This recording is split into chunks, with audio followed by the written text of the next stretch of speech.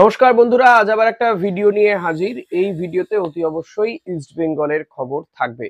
East বেঙ্গলের খবর থাকবে কি নিয়ে? না, ইস্ট বেঙ্গলে নতুন কেউ আসছে কিনা, পুরনো যারা রয়েছে তাদের কাউকে কাউকে বিদায় জানানো হবে কিনা, এই সম্পর্কিত বক্তব্য থাকবে। পাশাপাশি ভারত যে খেলতে নামবে বাংলাদেশের বিরুদ্ধে এএফসি এশিয়ান কাপ কোয়ালিফাইং রাউন্ডের ম্যাচ, সেই ম্যাচ নিয়ে আলোচনা করব আমার আজকের এই ভিডিওতে। তো অতি অবশ্যই বলবো, ভিডিওর শুরুতে যেমনটা প্রত্যেক দিনই বলে থাকি, যে ভিডিওটা ভালো লাগলে লাইক কমেন্ট শেয়ার করতে ভুলবেন না, কমেন্ট করবেন। আর পাশাপাশি আপনি যদি চ্যানেলে নতুন হন সাবস্ক্রাইব করে নেবেন। আপনি মেম্বারশিপ নিতে পারেন, জয়েন করতে পারেন। ইতিমধ্যে কিন্তু বেশ কয়েকজন মেম্বারশিপ নিয়েওছেন, তাদের জন্য অসংখ্য ধন্যবাদ তাদেরকে, তাদের জন্য আমি কৃতজ্ঞ। তো আর একটা বলবো যে বেল বাটনটা প্রেস করতে ভুলবেন না, কারণ যখনই নতুন কোনো ভিডিও দেবো তখন আপনার কাছে একটা নোটিফিকেশন পৌঁছে যাবে। তো লেটস স্টার্ট। প্রথমেই ভারতীয় দলের বা ভারতীয় শিবিরের খবর দিই। 25 তারিখে ম্যাচ, শিলংয়ে ম্যাচ হবে এবং এফসি এশিয়ান কাপ কোয়ালিফাইং রাউন্ডের এই ম্যাচে ভারত বাংলাদেশের মুখোমুখি হচ্ছে। বাংলাদেশ ইতিমধ্যে কিন্তু শিলংয়ে প্রস্তুতিও সারছে, প্র্যাকটিস করছে।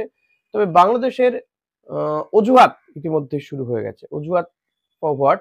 অজুহাত হচ্ছে এই হেরে যাওয়ার ভয়। যদিও তাদের দেশে হামজা চৌধুরীকে নিয়ে বিশাল হাইপ তোলা হচ্ছে বাংলাদেশের সংবাদ মাধ্যমগুলো।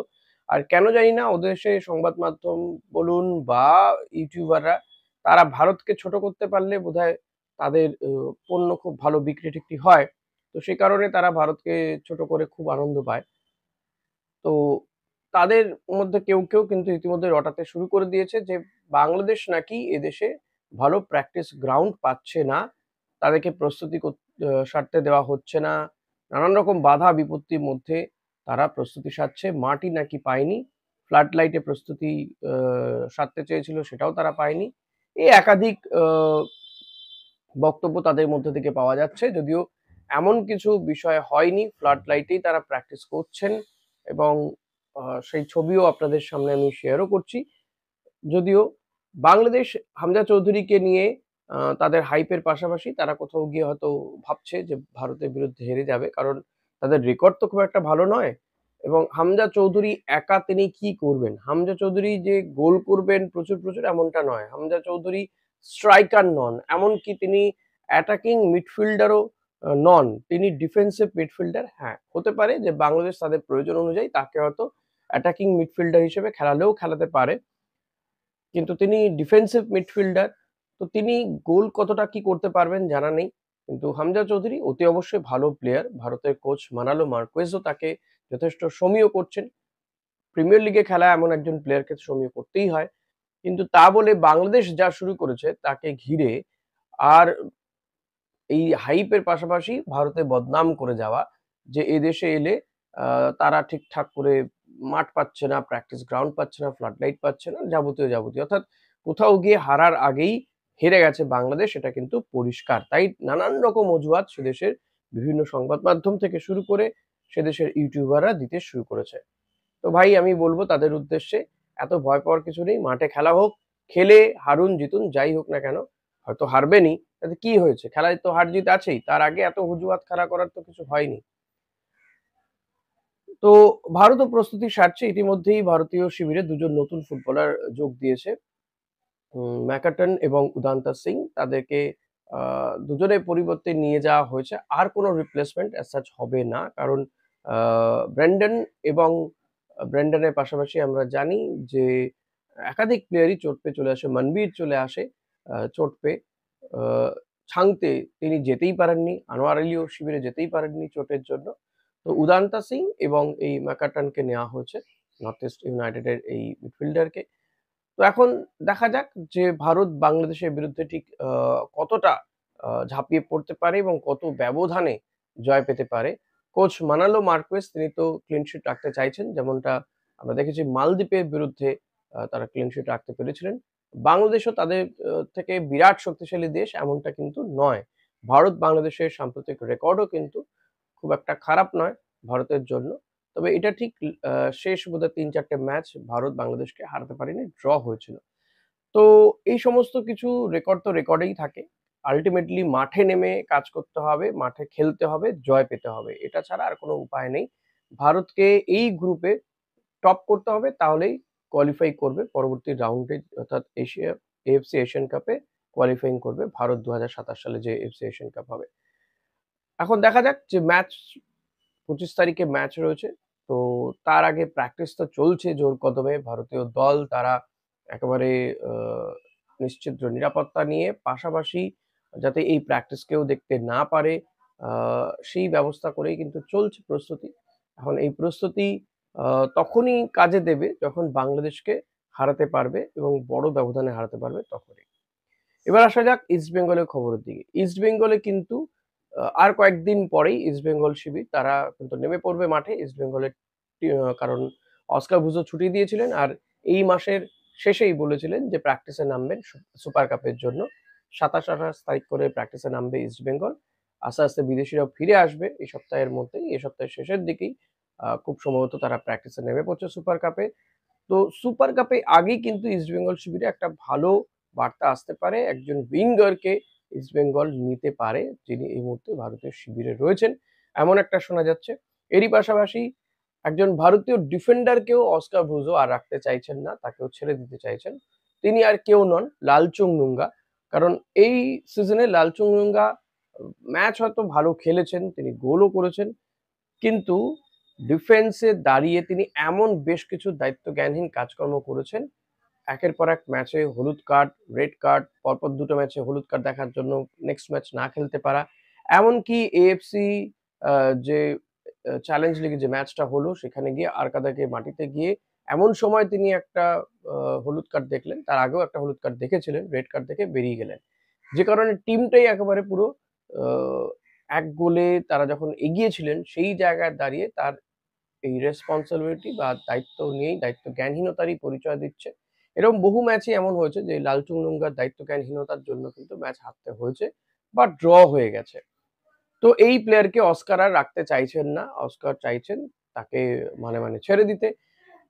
ছেড়ে দিয়ে ভারতীয় কোনো একজন ভালো ডিফেন্ডারকে নিয়ে আসতে, এবং এক্ষেত্রে হায়দ্রাবাদের অ্যালেক্স সাজি, তার কথা অনেকদিন আগেই শোনা গিয়েছিল।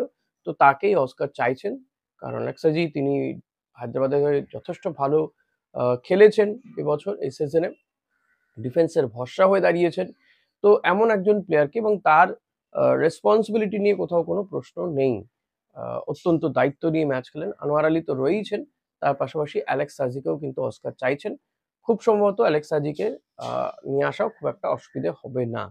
এক্ষেত্রে কিন্তু ইস্টবেঙ্গলের অ্যালেক্স সাজির জন্য টাকা পয়সা নিয়ে খুব একটা সমস্যা হওয়ার কথা নয়। এর আগেও একবার কথা উঠেছিল, মূলত ইস্টবেঙ্গল অ্যালেক্স সাজির সঙ্গে কথাবার্তা চালাচ্ছে। হয়তো তাকে আমরা নেক্সট সিজনে যদি আইএসএল হয় বা অন্য কোনো লিগ হয়, যাই হোক না কেন, তাহলে কিন্তু এই ইস্টবেঙ্গল শিবিরেই দেখা যাবে। সেক্ষেত্রে লালচুংনুঙ্গাকে ছেড়ে দিতে চাইছে অস্কার ব্রুজো। এখন টিমটা কিন্তু পুরোটাই অস্কার ব্রুজো, তিনি তার মতন করে সাজাতে চাইছেন এবং প্রস্তুতি সারা হচ্ছে, অর্থাৎ টিম তৈরি করার একটা প্রস্তুতি চলছে। ইস্টবেঙ্গল কর্তারা তারা কিন্তু জানিয়েছেন যে এবছর তারা টিমটা আরো ভালো টিম করবেন, এবং অতি অবশ্যই শুধু প্রথম একাদশ ভালো করা নয়, রিজার্ভ বেঞ্চও যাতে ভালো হয়, যাতে একটা পজিশনে একাধিক প্লেয়ার থাকে। কেউ যদি চোট আঘাত পান, কারণ লম্বা সিজন হয়, তো এই লম্বা সিজনে কেউ চোট পেতেই পারেন, সেটা তো খেলারই অঙ্গ, কিন্তু তার বিকল্পও যেন সেই মানেরই থাকে, সেই ধরনের চেষ্টাই কিন্তু করছে এবার ইস্টবেঙ্গল। বিদেশিদের মধ্যে থেকে একমাত্র হয়তো দিয়ামান্তাকোসই থাকবেন, বাকি সমস্ত বিদেশিকে চেঞ্জ করা হবে। আহ মেসি বাউলিকে নিয়ে একটা কথাবার্তা চলছে, মেসি বাউলিকে রাখা হবে কি হবে না, এটা এখনো পর্যন্ত কিন্তু 50-50 পজিশনে রয়েছে। শেষমেশ হয়তো তাকে রেখে দেওয়া হলেও হতে পারে। আদারওয়াইজ দিয়ামান্তাকোসই একমাত্র এই টিমটার মধ্যে থেকে যাবে বিদেশি, বাকি পুরো টিমটাই কিন্তু নতুন আসতে চলেছে বিদেশি। কারণ সাউল ক্রেসপোর সঙ্গে হয়তো চুক্তি শেষ হচ্ছে না, কিন্তু সাউল ক্রেসপোকে বেঙ্গালুরু এফসিতে দিয়ে দেওয়া হতে পারে।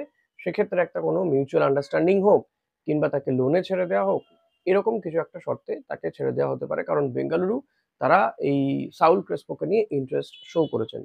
সাউল ক্রেসপো নো ডাউট ভালো প্লেয়ার, কিন্তু তার এই যে চোট আঘাত একটা সমস্যা, তিনি বড্ড বেশি চোট প্রবণ প্লেয়ার। তো পুরো সিজন তিনি খেলতে পারেন না, সিজনের অর্ধেকটা সময় যদি মাঠের বাইরেই থাকেন এবং তার জন্য টিমকে সাফার করতে হয়, সেই কারণেই কিন্তু সাউল ক্রেসপোকে রাখতে চাইছেন না অস্কার।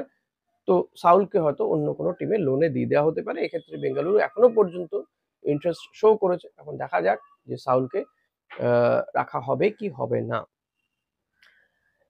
আরেকটা খবর দেবো ইস্ট বেঙ্গলে, যে রোশন সিং, যিনি এই মুহূর্তে ভারতীয় শিবিরে রয়েছে, রোশন সিংকেও হয়তো নিয়ে আসা হতে পারে ইস্ট বেঙ্গলে। তার সঙ্গে কথাবার্তা হচ্ছে, কারণ রোশন বেঙ্গালুরুতে রয়েছে। রোশন সিংকে শুধু নয়, বেঙ্গালুরু এই সিজনে একাধিক ফুটবলারকে ছেড়ে দিতে চাইছে। তারা একটা নতুন সেট তৈরি করতে চাইছে, একাধিক ফুটবলারে ছেড়ে দিয়ে তারা নতুন টিম তৈরি করবে। ফলত এই বেঙ্গালুরু থেকে বেশ কিছু প্লেয়ার এধার ওধার হবে। সেটা ইস্ট বেঙ্গলও হতে পারে, অন্য কোনো টিমেও যেতে পারে। তো রোশন সিংকে নিয়ে ইস্ট বেঙ্গল ইন্টারেস্ট শো করেছে। এখন যদি টাকা পয়সাতে ঠিকঠাক হয়ে যায়, তাহলে হয়তো তিনি ইস্ট বেঙ্গলে চলে আসতে পারেন। কারণ রোশন সিং, শোনা যাচ্ছে তার সাথে বেঙ্গালুরুর খুব একটা ভালো সম্পর্ক নেই। তিনি প্রচুর টাকাও চাইছেন সেখানে।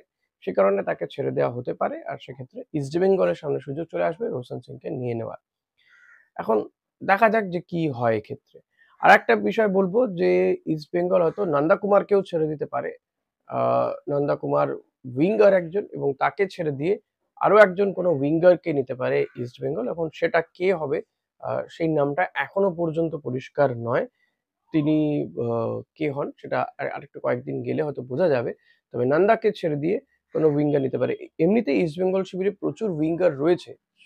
সে প্রথম একাদশে থাকা প্লেয়ার হোক, কিংবা রিজার্ভে বেশ কয়েকজন প্লেয়ার তো রয়েছে। পিভি বিষ্ণু থেকে শুরু করে সায়ন ব্যানার্জিরা রয়েছে, আহ জেসন টিকে, সেও তো উইঙ্গারেই খেলে।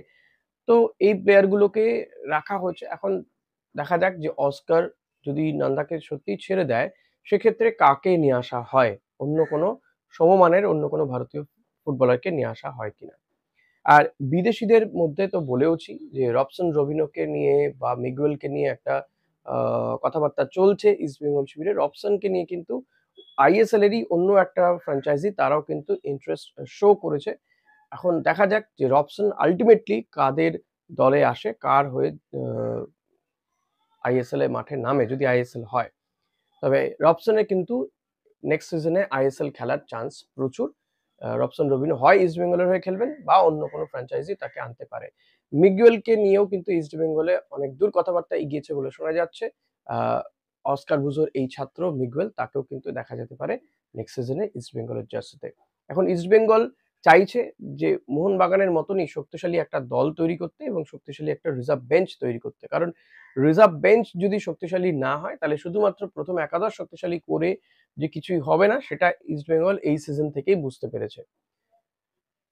ইস্ট বেঙ্গলের কর্তারা যতই বলুক যে আগামী ১০০ বছর ইস্ট বেঙ্গল রাজ করবে, সেই রাজ করতে গেলে যেগুলো করতে হবে, সেটাও কিন্তু ইস্ট বেঙ্গল কর্তাদেরকে করতে হবে, ইমামি কর্তাদেরকে করতে হবে।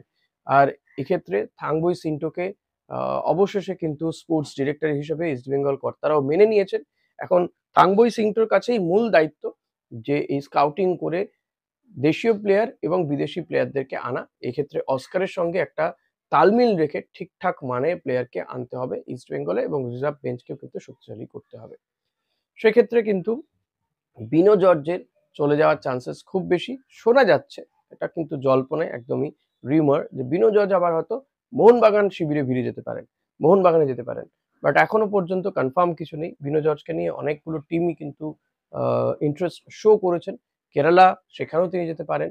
এখন দেখা যাক যে বিনো জর্জ ইস্ট বেঙ্গলেই থেকে যান, নাকি অন্য কোনো টিমে তিনি নাম লেখান। সেটা তো সময় বলে দেবে, বা আরেকটু কয়েকদিন গেলে এই বিষয়গুলো পরিষ্কার হবে। এখন মোহনবাগান যেমন শক্তিশালী টিম তৈরি করেছে, আগামী দিনে কিন্তু তারা শক্তি আরো বাড়াতে চাইছে। জ্যাকসন এরভানকে তারা আনতে চাইছে শোনা যাচ্ছে। এক্ষেত্রে জ্যাকসন এরভানকে আনাটা তাদের কাছে খুব বেশি প্রবলেমের নয়। মার্কেট ভ্যালু ১৬ কোটি। যদি তুমি অস্ট্রেলিয়ান টিমের ক্যাপ্টেন, বুন্দেসলিগায় খেলেন, কিন্তু তাকে নিয়ে আসার জন্য মোহনবাগানের টাকা পয়সা নিয়ে কোনো সমস্যা হওয়ার কথা নয় অ্যাজ সাচ। কিন্তু যেটা সমস্যা হওয়ার কথা, সেটা হচ্ছে, বা তার সাথে কন্ট্রাক্টেরও কোনো অসুবিধা নেই, কারণ মোহনবাগানে অলরেডি ব্রাজিলিয়ান রয়েছে, তাদের মারফতেই তারা যেতে চাইছেন। যেটা সমস্যা হতে পারে, যে জ্যাকসন এরভান তিনি বুন্দেসলিগা ছেড়ে একেবারে আইএসএল এ আসবেন কিনা, সেটা একটা বড় বিষয়।